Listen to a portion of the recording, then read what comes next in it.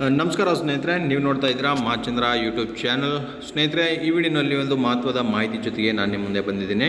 ಏನಿಲ್ಲ ಸ್ನೇಹಿತರೆ, ಶಿಕ್ಷಕರ ಮಕ್ಕಳಿಗೆ ಈಗ ಪ್ರತಿಭಾವಂತ ವಿದ್ಯಾರ್ಥಿ ವೇತನವನ್ನು ಮಂಜೂರು ಮಾಡಲು ಈಗ ಆನ್ಲೈನ್ ಮೂಲಕ ಅರ್ಜಿಗಳನ್ನು ಸಲ್ಲಿಸೋದಕ್ಕೆ ಈಗ ಅರ್ಜಿಗಳನ್ನು ಕರೆದಿರ್ತಕ್ಕಂಥದ್ದು. ಸೊ ಇದಕ್ಕೆ ಅರ್ಜಿಯನ್ನು ಯಾರ್ಯಾರು ಸಲ್ಲಿಸ್ಬೋದು, ಯಾವ ಸೆಮಿಸ್ಟರ್ನಲ್ಲಿ ಓದ್ತಾ ಇರ್ತಕ್ಕಂಥವ್ರು ಅಥವಾ ಯಾವ ಕೋರ್ಸ್ ಮಾಡ್ತಾ ಇರ್ತಕ್ಕಂಥವ್ರು ಇದಕ್ಕೆ ಅರ್ಜಿಯನ್ನು ಸಲ್ಲಿಸ್ಬೋದು, ಇದ್ರ ಬಗ್ಗೆ ಕಂಪ್ಲೀಟ್ ಡೀಟೇಲ್ಸ್ ನಾನು ಈ ವಿಡಿಯೋನಲ್ಲಿ ನಿಮಗೆ ತಿಳಿಸ್ಕೊಡ್ತಾ ಇದ್ದೀನಿ.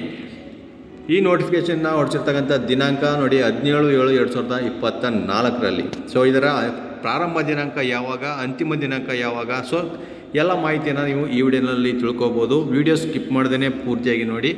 ಹಾಗೆ ನಮ್ಮ ಚಾನಲ್ನ ಇನ್ನೂ ಯಾರ್ಯಾರು ಸಬ್ಸ್ಕ್ರೈಬ್ ಮಾಡ್ಕೊಂಡಿಲ್ಲ ಅವರು ಈ ಕೂಡಲೇ ಸಬ್ಸ್ಕ್ರೈಬ್ ಮಾಡ್ಕೊಳ್ಳಿ ಅಂತ ಹೇಳ್ತಾ ಬನ್ನಿ ಸ್ನೇಹಿತರೆ. ವಿಷಯದಲ್ಲಿ ನೀವು ಗಮನಿಸ್ಬೋದು, 2024-25ನೇ ಸಾಲಿಗಾಗಿ ಶಿಕ್ಷಕರ ಮಕ್ಕಳಿಗೆ ಪ್ರತಿಭಾವಂತ ವಿದ್ಯಾರ್ಥಿ ವೇತನ ಮಂಜೂರು ಮಾಡಲು ಆನ್ಲೈನ್ ಮೂಲಕ ಅರ್ಜಿಗಳನ್ನು ಆಹ್ವಾನಿಸುವ ಬಗ್ಗೆ ಇಲ್ಲಿ ಸುತ್ತೋಲೆಯನ್ನು ಹೊರಡಿಸಿರ್ತಕ್ಕಂಥದ್ದು. ಸೊ ಯಾರ್ಯಾರಲ್ಲಿ ಅರ್ಜಿಯನ್ನು ಸಲ್ಲಿಸ್ಬೋದು, ಯಾವ ರೀತಿ ಅರ್ಜಿಯನ್ನು ಸಲ್ಲಿಸಬೇಕು, ಈ ಮಾಹಿತಿಯನ್ನು ನೋಡೋದಾದರೆ 2024-25ನೇ ಸಾಲಿಗೆ ಕರ್ನಾಟಕ ರಾಜ್ಯ ಶಿಕ್ಷಕರ ಕಲ್ಯಾಣ ನಿಧಿಯ ವತಿಯಿಂದ SSLCಯಿಂದ ಸ್ನಾತಕೋತ್ತರದವರೆಗೆ ಅತಿ ಹೆಚ್ಚು ಅಂಕ ಪಡೆದ ಶಿಕ್ಷಕರುಗಳ ಅಥವಾ ಉಪನ್ಯಾಸಕರುಗಳ ಅಥವಾ ಪ್ರಾಂಶುಪಾಲರ ಅಥವಾ ನಿವೃತ್ತ ಶಿಕ್ಷಕರ ಅಥವಾ ನಿವೃತ್ತ ಉಪನ್ಯಾಸಕರು ಅಥವಾ ನಿವೃತ್ತ ಪ್ರಾಂಶುಪಾಲರ ಮಕ್ಕಳಿಗೆ ಪ್ರತಿಭಾವಂತ ವಿದ್ಯಾರ್ಥಿ ವೇತನವನ್ನು ಮಂಜೂರು ಮಾಡುವ ಸಲುವಾಗಿ ಆನ್ಲೈನ್ ಮೂಲಕ ಅರ್ಜಿಗಳನ್ನು ಆಹ್ವಾನಿಸಲಾಗಿದೆ.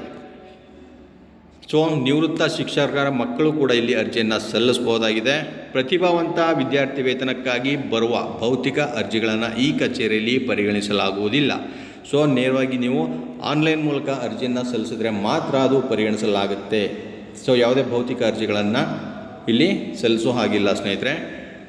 ಹಾಗೆ ನಿಧಿಗಳ ಕಚೇರಿಯಿಂದ ಈಗಾಗಲೇ ಆನ್ಲೈನ್ನಲ್ಲಿ ಅಜೀವ ಸದಸ್ಯತ್ವದ ಹೊಸ ನೋಂದಣಿ ಸಂಖ್ಯೆ ಪಡೆದ ಶಿಕ್ಷಕರು, ಉಪನ್ಯಾಸಕರು, ಪ್ರಾಂಶುಪಾಲರು, ನಿವೃತ್ತಿ ಹೊಂದಿರುವ ಶಿಕ್ಷಕರು, ಉಪನ್ಯಾಸಕರು ಮತ್ತು ಪ್ರಾಂಶುಪಾಲರು ಮಾತ್ರ ತಮ್ಮ ಮಗುವಿನ ವಿವರಗಳನ್ನು ಸಂಬಂಧಿಸಿದ ಆನ್ಲೈನ್ ಪೋರ್ಟಲ್ನಲ್ಲಿ ಗಣಕೀಕರಿಸುವಂತೆ ಈ ಮೂಲಕ ಸೂಚಿಸಿದೆ.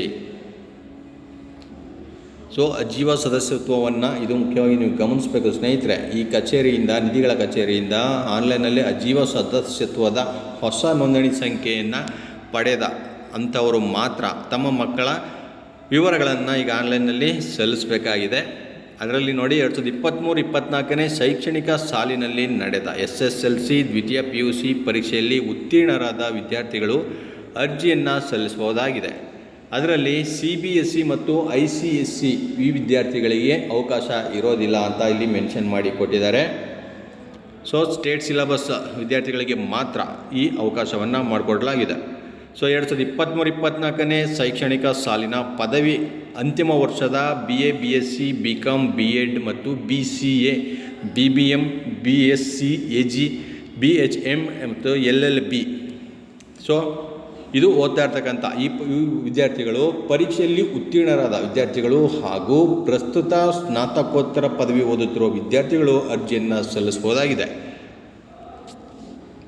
ಗಮನಿಸ್ಕೊಳ್ಳಿ ಸ್ನೇಹಿತರೆ, ಇಲ್ಲಿ ನಿಮ್ಮ ಕೋರ್ಸ್ಗಳು ಅದರಲ್ಲಿ ಅಂತಿಮ ವರ್ಷದ ಪರೀಕ್ಷೆಯಲ್ಲಿ ಉತ್ತೀರ್ಣರಾದಂಥ ವಿದ್ಯಾರ್ಥಿಗಳು ಅರ್ಜಿಯನ್ನು ಸಲ್ಲಿಸ್ಬೋದು.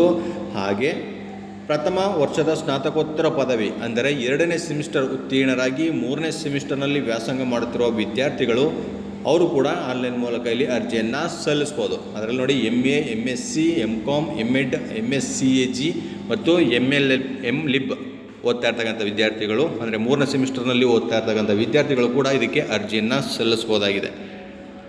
ಹಾಗೆ 2023-24ನೇ ಶೈಕ್ಷಣಿಕ ಸಾಲಿನಲ್ಲಿ BE 6ನೇ ಸೆಮಿಸ್ಟರ್ ಉತ್ತೀರ್ಣರಾದವರು ಹಾಗೂ ಪ್ರಸ್ತುತ BE 7ನೇ ಸೆಮಿಸ್ಟರ್ ಓದ್ತಾ ಇರ್ತಕ್ಕಂಥ ಅರ್ಜಿಯನ್ನು ಸಲ್ಲಿಸಬಹುದಾಗಿದೆ.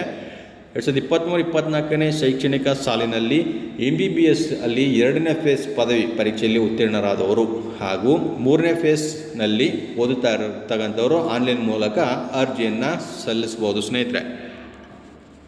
ಸೊ ಅರ್ಜಿಯನ್ನು ಸಲ್ಲಿಸೋದಕ್ಕೆ ನೋಡಿ 60%ಕ್ಕಿಂತ ಹೆಚ್ಚು ಅಂಕ ಪಡೆದ ವಿದ್ಯಾರ್ಥಿಗಳು ಆನ್ಲೈನ್ನಲ್ಲಿ ಸಂಸ್ಥೆಯ ಮುಖ್ಯಸ್ಥರು ದೃಢೀಕರಿಸಿದ ಅಂಕಪಟ್ಟಿಯೊಂದಿಗೆ ಆನ್ಲೈನ್ ಮೂಲಕ ಅರ್ಜಿಯನ್ನು ಸಲ್ಲಿಸಬಹುದಾಗಿದೆ. ಆನ್ಲೈನ್ ಅರ್ಜಿಗಳನ್ನು ಪರಿಶೀಲಿಸಿ ಮೆರಿಟ್ ಆಧಾರದ ಮೇಲೆ ವಿದ್ಯಾರ್ಥಿ ವೇತನ ಬಿಡುಗಡೆ ಮಾಡಲಾಗುವುದು. ಶಿಕ್ಷಕರ ಕಲ್ಯಾಣ ನಿಧಿಯ ಜಾಲತಾಣ ಅಂದರೆ ವೆಬ್ಸೈಟ್ ಅಡ್ರೆಸ್ ಈ ರೀತಿ ಇರುತ್ತೆ. ಅಥವಾ ಸಾರ್ವಜನಿಕ ಶಿಕ್ಷಣ ಇಲಾಖೆಯ ಜಾಲತಾಣ ನಿಮ್ಗೆ ಗೊತ್ತಿರೋ ಹಾಗೆ ನೋಡಿ, schooleducation.kr.nic.in. ಅದರಲ್ಲಿ ನೀವು TPF SWF ಆನ್ಲೈನ್ ಸರ್ವೀಸಸ್ ಆ ಲಿಂಕ್ನ ಮೂಲಕ ಈಗಾಗಲೇ ಅಜೀವ ಸದಸ್ಯತ್ವದ ಹೊಸ ಕಾರ್ಡ್ ಸಂಖ್ಯೆ ಪಡೆದವರು ಮಾತ್ರ ಪ್ರತಿಭಾವಂತ ವಿದ್ಯಾರ್ಥಿ ವೇತನದ ಧನ ಸಹಾಯದ ಅರ್ಜಿಯನ್ನು ಆನ್ಲೈನ್ ಮೂಲಕ ಸಲ್ಲಿಸ್ಬೋದಾಗಿದೆ. ಅರ್ಜಿ ಸಲ್ಲಿಸುವ ಪ್ರಾರಂಭ ದಿನಾಂಕ ನೋಡಿ ಆಲ್ರೆಡಿ ಸ್ಟಾರ್ಟ್ ಆಗಿದೆ. ಇದೇ ಜನವರಿ 1ನೇ ತಾರೀಕಿಂದ ನಿಮಗೆ 31/1/2025 ಈ ತಿಂಗಳ 31ನೇ ತಾರೀಕು ತನಕ ನಿಮಗೆ ಕಾಲಾವಕಾಶವನ್ನು ಮಾಡಿಕೊಡಲಾಗಿದೆ. ಅಂತಿಮ ದಿನಾಂಕದ ನಂತರ ಅರ್ಜಿ ಸಲ್ಲಿಸ್ತಕ್ಕಂಥದ್ದು ಯಾವುದೇ ಅರ್ಜಿಗಳನ್ನು ಸ್ವೀಕರಿಸಲಾಗೋದಿಲ್ಲ ಅಂತ ಇಲ್ಲಿ ಮೆನ್ಷನ್ ಮಾಡಿಬಿಟ್ಟಿದ್ದಾರೆ. ಸೊ ಕೊನೆ ದಿನದ ತನಕ ವೇಟ್ ಮಾಡಬೇಡಿ. ಸರ್ವರ್ ಇಶ್ಯೂ ಬಂದರೆ ನಿಮಗೆ ತೊಂದರೆ ಆಗುತ್ತೆ. ಸೊ ಯಾರ್ಯಾರೆಲ್ಲ ಎಲಿಜಿಬಲ್ ಇದ್ದೀರಾ ಅವರು ಆದಷ್ಟು ಬೇಗ ಇವಾಗಿಂದಾನೇ ಅರ್ಜಿಯನ್ನು ಸಲ್ಲಿಸೋದಕ್ಕೆ ಪ್ರಾರಂಭ ಮಾಡಿ ಅಂತ ಹೇಳ್ತಾ ಇದಿಷ್ಟು ಇವತ್ತಿನ ಮಾಹಿತಿ ಸ್ನೇಹಿತರೆ. ಮತ್ತಷ್ಟು ಇದೇ ಅಧಿಕೃತ ಮಾಹಿತಿ ಜೊತೆಗೆ ನಿಮ್ಮನ್ನ ಭೇಟಿ ಮಾಡ್ತೇನೆ. ನಮಸ್ಕಾರ.